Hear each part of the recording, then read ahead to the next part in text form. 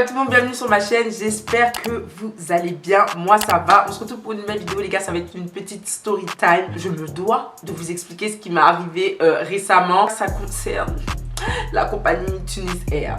C'était ma première fois de prendre Tunis Air et je pense, c'est même pas que je pense que ça sera la dernière fois, mais c'est clair et net que c'est la dernière fois. Genre plus jamais je voyage avec Tunis Air. S'il y a des Tunisiens qui me regardent, c'est pas contre vous, mais la compagnie en question, genre votre couple, non, Tunis Air, non. Même si j'ai pas le budget, mieux je reste chez moi en fait, parce que c'est mort. Avant de passer à la vidéo, je vous montre un petit peu mes mèches. C'est les mêmes mèches que j'avais portées dans ma vidéo où je vous expliquais mes péripéties qui m'étaient arrivées quand j'étais en vacances. C'est des Kinky Curly qui viennent de chez Beauty Forever Air.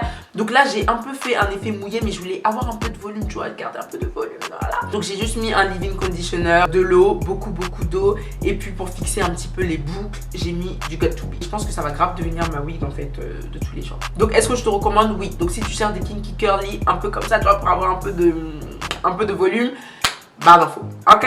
Period. Je vais arrêter de parler et je vais te laisser directement avec la story time, ok? Donc pour vous expliquer un petit peu le contexte de l'histoire, comment ça s'est passé, comment ça a commencé. En fait, il faut savoir que je devais partir en Côte d'Ivoire pour des vacances. Et donc du coup je cherchais les billets sur internet et je devais partir à partir de Paris. Je devais d'abord faire Atlanta-Paris, ça c'est un autre vol, ça n'a rien à voir. Ça c'était une autre compagnie, rien à voir. Et après à partir de Paris je voulais partir en Côte d'Ivoire. Ok, donc c'était ça mon plan. Donc tout se passe bien, je regarde les billets, je vois que bon, Air France un peu cher, Corsair un peu cher. Je me dis bon ok, là je pense que Sarah tu vas devoir chercher low cost parce que vraiment ton budget ne te permet pas de voyager avec les compagnies que je viens de citer. Donc on va chercher un peu les compagnies low cost. Je descends. Et là, il y a Air Maroc, Tunis Air, Turkish Airlines. Bref, les compagnies comme ça. Et ça, c'est vraiment les compagnies pas trop chères pour aller en Afrique. Genre vraiment pas chères du tout. Et donc du coup en regardant et tout, je vois qu'il y a un billet à 400, moins de 500 $ en tout cas, je me souviens plus, pour un mois. Je me suis dit ah ouais c'est pas mal, bon les escales sont un peu longues, c'était des 6 heures d'escale et tout machin, c'était un peu long. Mais je me suis dit tu sais quoi, t'as pas le budget, déjà tu viens de payer un billet d'avion pour aller sur Paris qui coûte 500 balles. Je me suis dit ok, on va tester ces compagnies là vu qu'elles sont pas chères. Et le moins cher c'était Tunis Air. Maintenant la date arrive et il faut savoir que je devais voyager le matin. J'arrive à l'aéroport à l'heure, embarquement, patati patata, on fait passer les bagages. Bref, jusque là tout se passe bien, tout est carré, le personnel carré, personnel très souriant, accueillant, tout ça, y a pas de souci. Jusque là je me dis bon, franchement j'aime bien leur compagnie, ils ont l'air cool. La prochaine fois si je dois voyager je vais forcément aller avec eux parce que jusque là tout se passe très bien, tout est carré. Sauf que le problème c'est que ça n'allait pas se passer comme prévu en fait. Il faut savoir que je devais faire d'abord Paris-Tunisie, rester je crois 6 heures ou 5 heures, je crois que c'était 5h30 d'escale en Tunisie. Et après on devait faire Tunisie-Côte d'Ivoire, ben, comme ça. En s'arrêtant d'abord par le Bénin. Donc déjà dites-vous toutes les coupures qu'il y a avant d'arriver à la destination finale. Déjà ça c'est relou. Mais quand t'as pas le budget tu fermes ta bouche en fait. Tu vois ce que je veux dire? Je monte dans l'avion et là en fait déception. Je m'attendais pas à un avion style Air France, American Airlines, Delta, tout ça, non. Mais je m'attendais à un minimum de propreté. Il y a un truc qui m'a grave gêné, l'odeur. J'ai dit, mais attends, mais c'est quoi cette odeur? L'odeur me dérange déjà, je me suis dit, c'est bizarre. Je suis jamais montée dans un avion et j'ai remarqué une odeur en fait, où mon nez a été un petit peu dérangé par l'odeur, tu vois ce que je veux dire? Je me suis dit, bon ok d'accord, il n'y a pas de souci. Maintenant, j'avance à mon siège. Déjà, quand j'avance, je regarde un petit peu à gauche, à droite, mais bon, les places étaient déjà prises, donc du coup, je voyais pas trop l'état des sièges. Donc moi, j'avance parce que j'étais un peu vers le fond, tu vois. Et là, je tombe sur ma place. J'ai pas pris en snap, j'ai pas pris de vidéo ni quoi que ce soit parce qu'il y avait du monde et vas-y, tu vas pas faire la meuf, voilà, qui filme et tout, c'est bizarre. Les sièges étaient grave en mauvais état, les sièges étaient déchirés, genre tu vois, là où tu poses tes fesses. Genre il y a des trous et tout, enfin il y a grave des trous, des fils. Tu vois que en fait l'avion il a souffert. L'avion il est en fonctionnement, il a été utilisé depuis un bon moment. L'avion est en service depuis longtemps. Tu sais que vraiment cet avion là, oui les gens se sont assis, oui les gens ont voyagé dedans, ça c'est clair, tu le vois direct. Genre vraiment j'étais grave pas à l'aise. Et comme je dis de base, je suis grave pas une meuf qui fait des chichis. Mais là je vous jure que j'étais mal à l'aise. Les sièges étaient sales, il y avait des trucs collés. Et en fait quand j'ai vu ça je me suis dit ok tu sais quoi, c'est pas grave, c'est juste déchiré un peu partout. Mais c'est pas grave, assieds-toi. Du moment que ça t'emmène en Tunisie pour prendre ton autre avion pour aller en Côte d'Ivoire, il n'y a pas de souci, on va passer dessus, c'est rien. C'est pas grave. En plus, t'as pas payé cher, donc tais-toi, assieds-toi et mets ta ceinture. Voilà. Je vais m'asseoir, je regarde bien mon siège de près. Gros chewing-gum collé sur le rebord de mon siège. C'est bien sec, ça se voit qu'il est là depuis longtemps. Je me suis dit, hell no. Là, c'est une petite distance, c'est Paris-Tunisie, c'est pas loin. Assieds-toi. Et maintenant, je me suis dit, ok, tu sais quoi, je vais essayer d'ouvrir le tableau où on pose les plateaux, là, pour quand la nourriture arrive. J'ai ouvert le truc, du jus qui a été renversé, qui est collé, des miettes, des trucs, je sais pas, putain, mais oh my god, je sais pas, j'ai pas compris. J'étais dégoûtée, je me suis dit, mais c'est quoi ça, genre, depuis quand ça a pas été nettoyé, sérieux? Parce que même si j'ai pas payé beaucoup, les gars, j'ai quand même payé, j'ai quand même travaillé pour mon argent, j'ai payé, donc quand même, en fait, tu vois ce que je veux dire? Je me suis dit, non, mais en fait, dans quoi je suis, mais où je suis en fait. Ce qui me saoulait, c'est que je regardais autour de moi et tout le monde était grave à l'aise. Genre, je sais pas, je me suis dit, ok, il y a que moi, ma place qui a été négligée, ou tout le monde fait comme si rien ne se passait, tout était normal en fait, tout était propre. J'avais l'impression d'être la seule personne dérangée par ça. On arrive en Tunisie, déjà, ils nous ont rien proposé, c'était le matin, même pas de petit déjeuner, même pas de petit déjeuner, rien. Ils nous ont juste proposé du café ou du thé, c'est tout. Même pas un petit pain, même pas une biscotte avec du beurre, même pas des pretzels, les gâteaux secs, rien du tout. Donc du coup maintenant on arrive en Tunisie, tout s'est bien passé, on descend et en fait normalement, moi ça a toujours été comme ça, quand tu descends d'un avion, il y a un tunnel qui t'envoie directement dans l'aéroport. Et ben c'était pas ça, c'était grave pas ça. L'avion nous a descendu là où il s'est garé, non mais c'est vraiment ça, l'avion nous a descendu là où il s'est garé et on devait attendre dehors qu'un bus vienne nous chercher. Non mais moi je sais pas en fait, j'abuse là mais c'était pas une longue distance, c'était genre c'était 5 minutes, un truc comme ça, c'était rapide tu vois.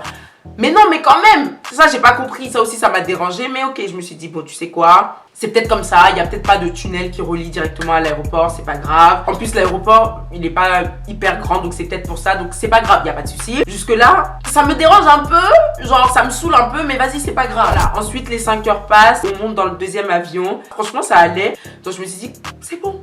Genre là, on a un long trajet, donc je vais pouvoir me reposer. Petit problème, toujours par rapport à la nourriture. Moi, je sais pas ce qu'ils ont avec la nourriture. Le moment de manger arrive. Poulet ou poisson? J'ai dit le poisson est servi avec quoi? Ils m'ont dit légumes. J'ai dit ok, poulet. J'ai dit poulet, s'il vous plaît, merci. Parce que poisson, légumes, bon, pas le régime là quand même, faut pas abuser. Je m'attendais à un poulet, je sais pas moi, assaisonné, mariné. C'était du poulet. C'était des lamelles de poulet dans une sauce blanche remplie de beurre. Les gars, non mais putain, franchement, non mais le pire voyage quoi. Rempli de beurre au-dessus, je sais pas ce que c'était, mais il y avait une grosse couche d'huile par-dessus. Bref, donc je goûte le poulet pour commencer parce que j'ai faim. Parce que dans le premier avion, on nous a pas nourris en fait. Moi, je sais pas s'ils connaissent le sel, le poivre, l'ail, tout ça, les cubes. Non, je rigole pas les cubes, mais genre l'assaisonnement en fait, le goût, genre quelque chose, genre pour que ça glisse, ça passe un peu, tu vois. Mais non, c'était grave fade, c'était vraiment pas bon. Et donc du coup, je regarde dans mon plateau, parce que tu sais, dans l'avion, si vous n'avez pas l'habitude de prendre l'avion, je vous dis, dans l'avion, il y a toujours un truc en plastique dans lequel on met, tu sais, fourchette, couteau, cuillère. Et dans le truc, il y a un mouchoir. Et dans le truc, il y a aussi du sel, du poivre, du sucre.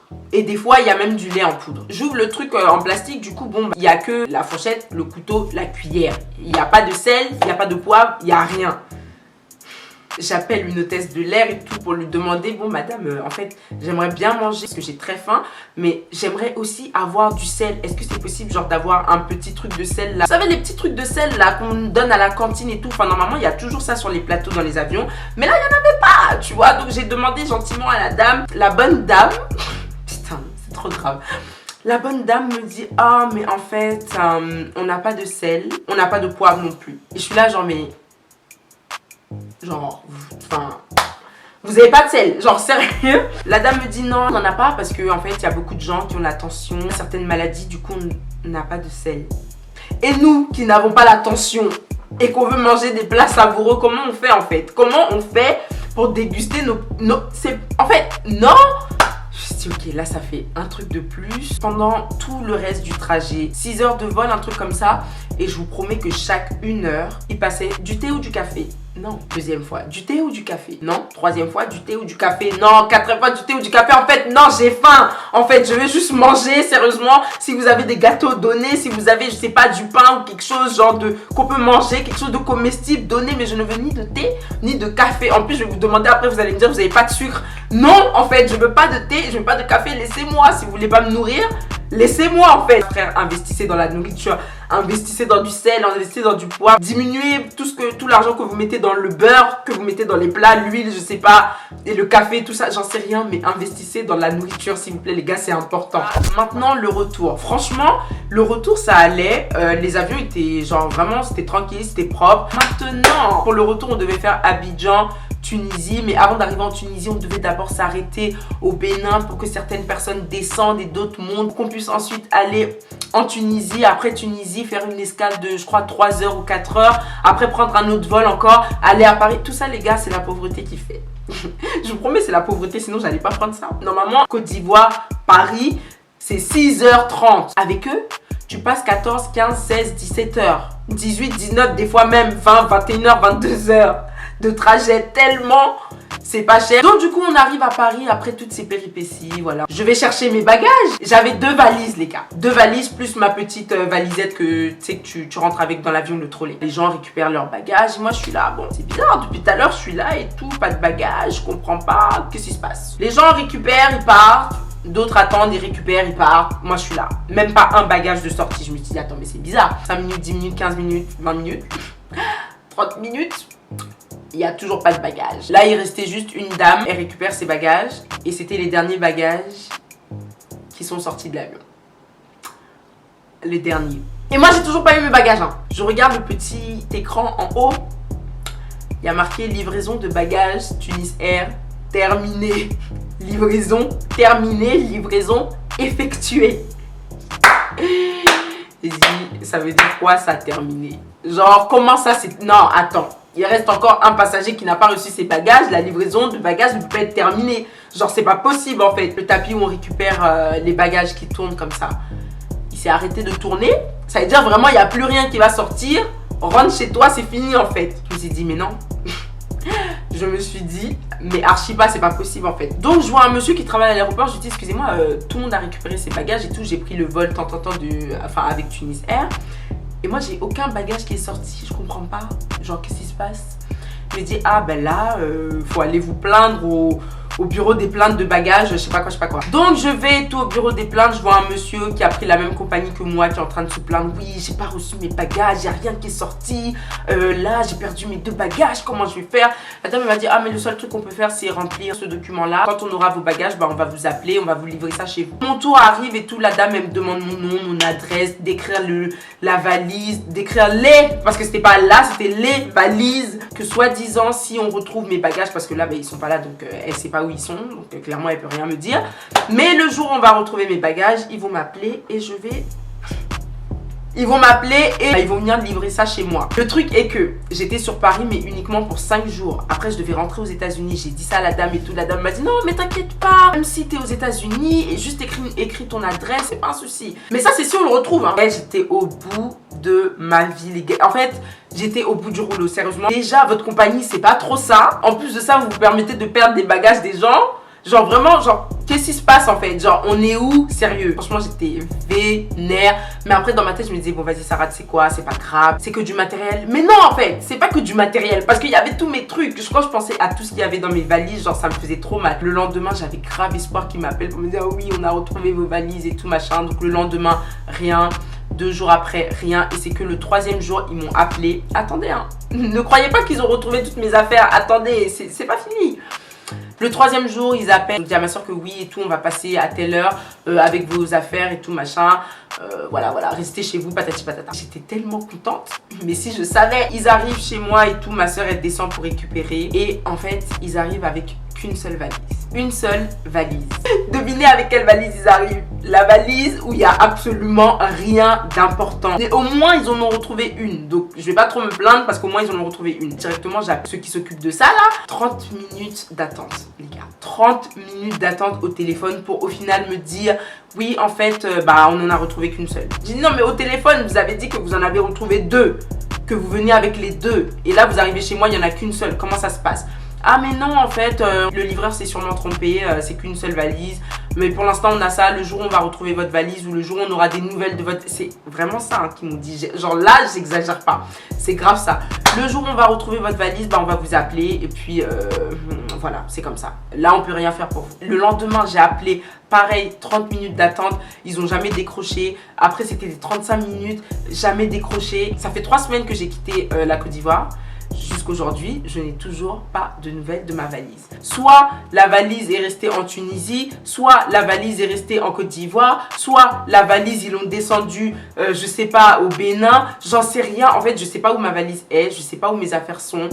Mais à chaque fois que tu les appelles, ils te disent que, madame, le jour où on aura des nouvelles de votre valise, le jour où on va retrouver votre valise, on va vous appeler. Pour l'instant, en gros, ça sert à rien de nous appeler parce qu'on ne peut rien faire pour vous. C'est tout. Donc je sais pas si je dois toujours espérer, mais là clairement j'espère même plus. C'est pas grave, c'est du matériel, ça se rachète, je vais racheter mes affaires, il n'y a aucun souci. Mais décrochez au moins, genre au moins, je sais pas en fait, soyez un peu aimable, tu vois ce que je veux dire. Vous perdez les affaires de quelqu'un et tout ce que vous trouvez à dire à la personne c'est bah attends qu'on retrouve, après on va t'appeler. Genre en gros ça sert à rien de nous appeler parce qu'on peut rien te dire en fait. J'ai même pas de retour par mail, en fait j'ai aucune nouvelle de mes affaires. Bon là ça fait 3 semaines, je me dis que c'est mort. Je sais pas si quelqu'un a pris mes affaires, je sais pas s'ils ont descendu mes affaires dans un pays qui n'est pas le mien, je n'en sais rien. Est-ce que je vais encore voyager avec Tunis Air? Plus jamais. Si j'ai pas d'argent, franchement mieux je reste chez moi. Peut-être c'est juste que c'est tombé sur moi parce que je sais qu'il y a plein de gens qui sont partis en Côte d'Ivoire avec Tunis Air, ils ont jamais eu de problème, donc c'est peut-être tombé sur moi, j'ai pas eu de chance. Mais je vais pas retenter une deuxième fois. Clairement c'est bon. Voilà les gars, j'espère que cette vidéo elle vous a plu. Comme d'hab, n'hésitez pas à vous abonner, liker, commenter, partager. Vous savez déjà, suivez-moi sur Snap, sur Insta, si c'est pas déjà fait, je te mets tout ça ici. Lien de mes mèches les gars, barre d'infos comme toujours. Et on se dit à dans quelques jours les gens pour une nouvelle vidéo. Bye.